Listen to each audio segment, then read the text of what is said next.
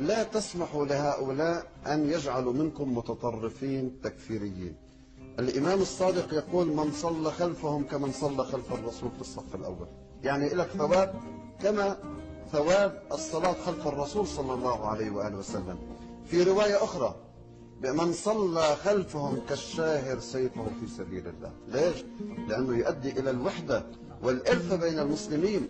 من هنا السيد الخوئي رحمه الله يقول أن هي صلاة الألفة في كتاب صراط النجاة.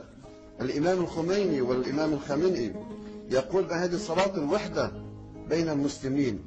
فعندما مسألة تصل إلى حد الوحدة، الإمام الصادق يقول لك: صلي خلفهم من صلى خلفهم. والرواية موجودة في كتاب. الإمام الصادق بيعرف أنه عادل ولا مو عادل. نحن لا ينبغي لنا أن يصل بنا الأمر أن نعلم حتى الإمام الصادق عليه السلام بأنه طيب هذا السني الذي يصلي خلفه يتكتف مثلا أو يقول آمين. فإخواني الأعزاء، لا تسمحوا للفكر التطرفي أن يخدعكم، ولو كانت أبواقه كثيرة، ولو كانت فضائياته أيضا كثيرة. والحمد لله، الله يسدده ويحمي بحق محمد وآل محمد.